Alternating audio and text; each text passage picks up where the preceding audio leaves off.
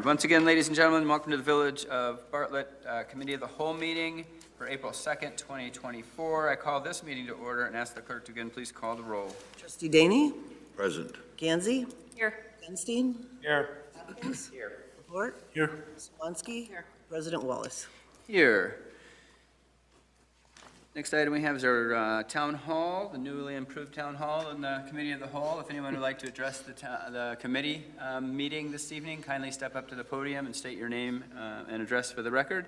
Does anyone in the room want to discuss anything with the board during town hall? Anyone online, Chris? No, Mayor. Thank you. All right, hearing none, we'll go on to standing committee reports. First standing committee report for the Committee of the Whole meeting is License and Ordinance Committee, Chairman Hopkins. Thank you, President Wallace. We have one item under licenses and ordinances tonight, and that's an ordinance amending the Bartlett Municipal Code regarding certain village officers.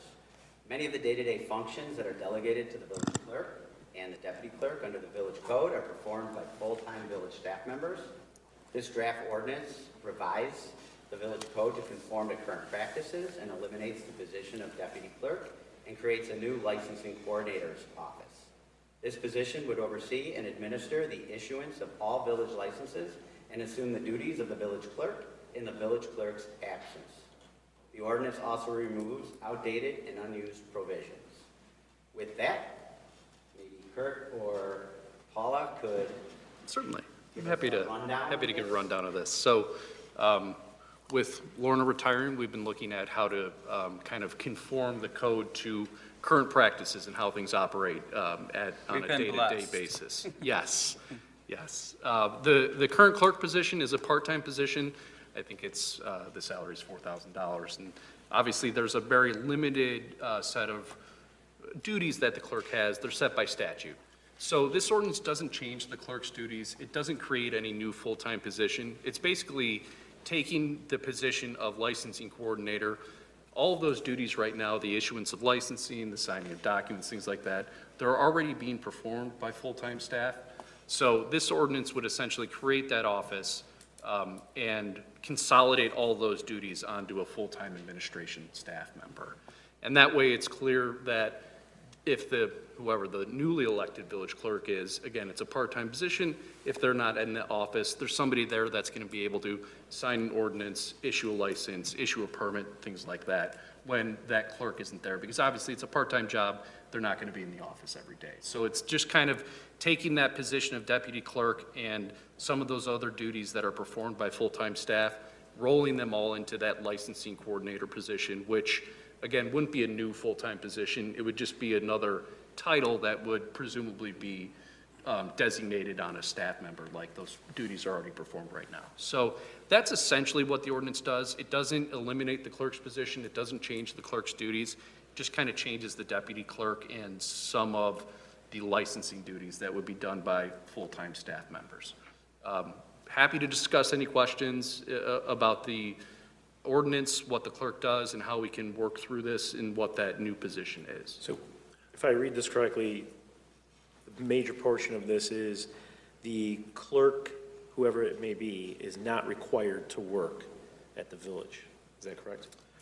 We can't, since they're an elected official, there's no way that we'd be able to compel them to show up and sign documents and do things like that. So that's why you have a deputy clerk, or in this instance, it would just consolidate that position onto the licensing coordinator. So if the clerk isn't there, there's somebody that can sign a license and issue a permit, because those are still things that the clerk or the clerk's designee or whoever we designate to hold that seal needs to be able to sign.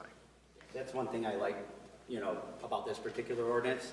It's kind of like, the mayor appoints the village administrator to run the day-to-day operations. So the clerk would also have a position, and it would be a full-time position in the village, kind of like that.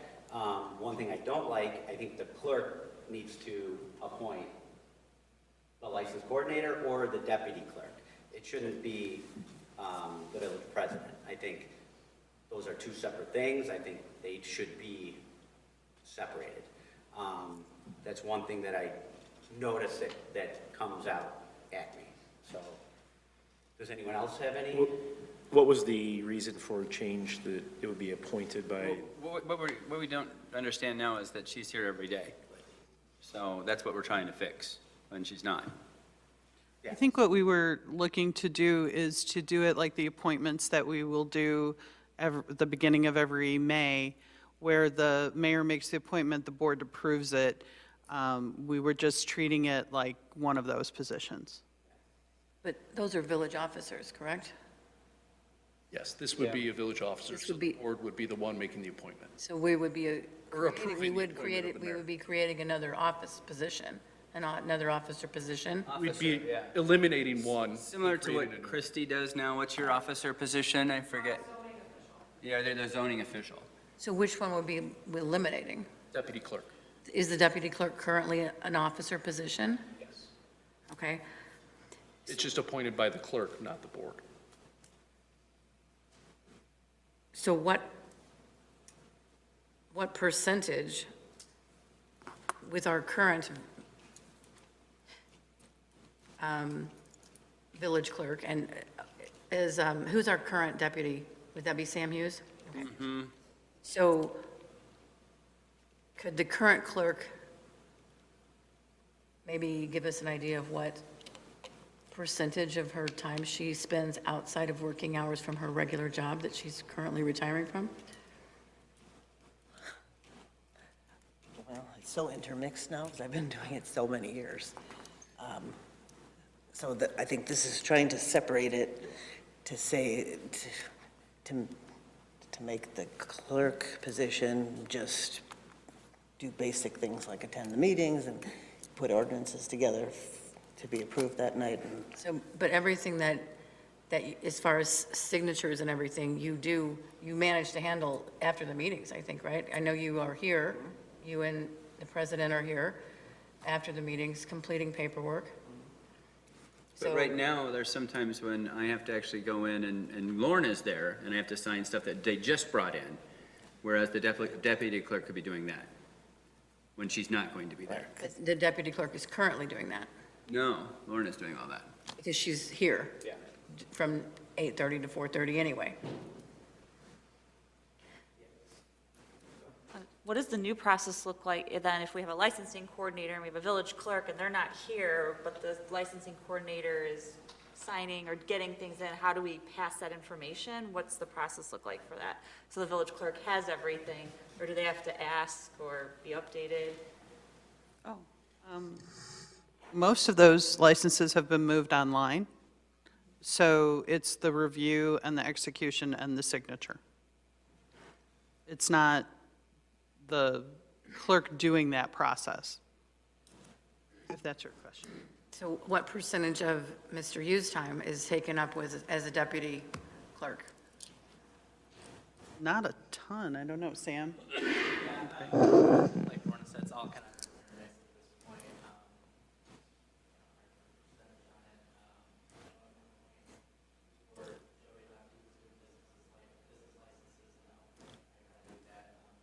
Really kind of just depends day to day.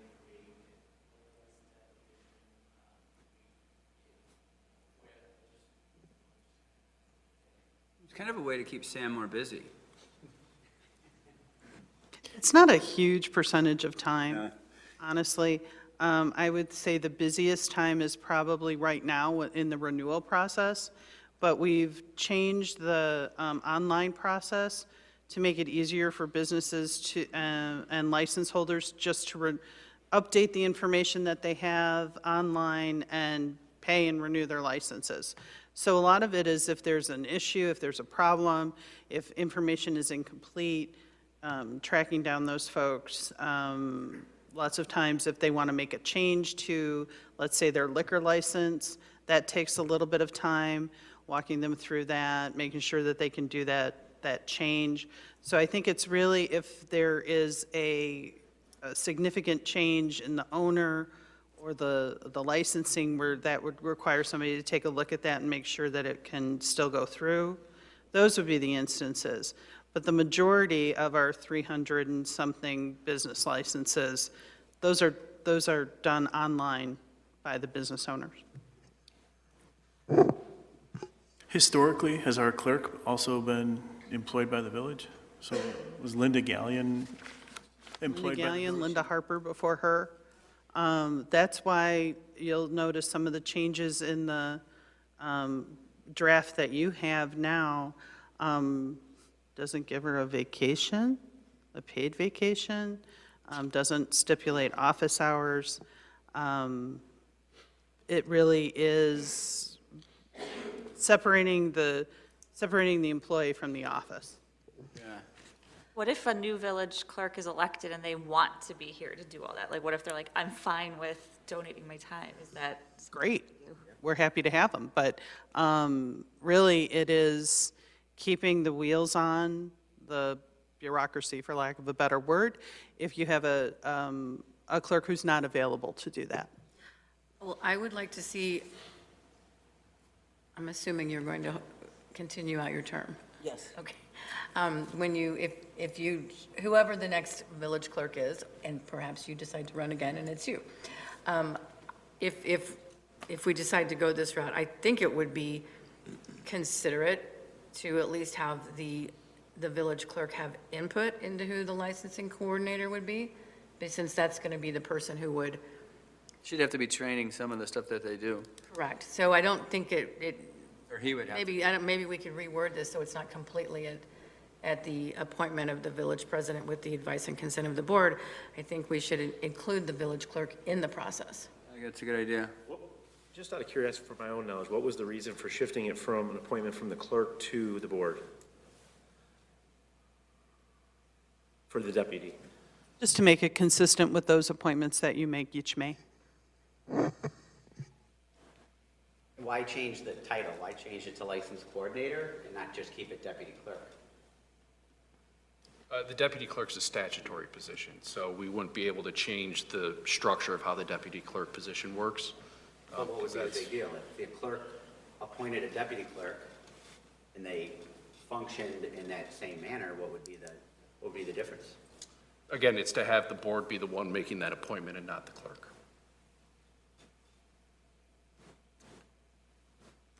Except that I really think the clerk should have input on it.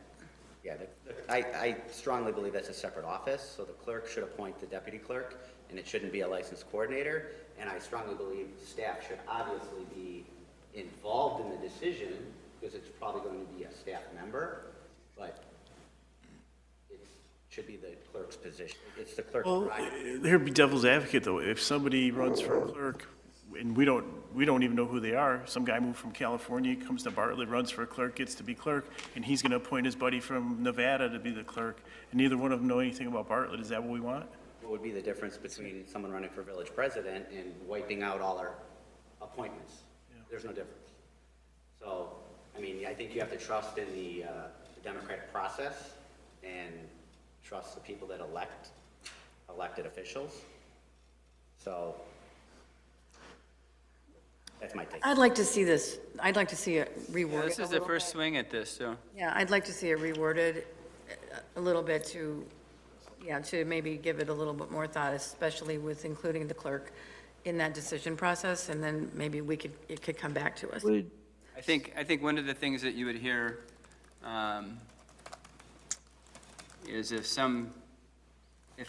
you get too many people involved in that decision as far as what that position's going to be, it muddies the waters as to who you agree on doing it.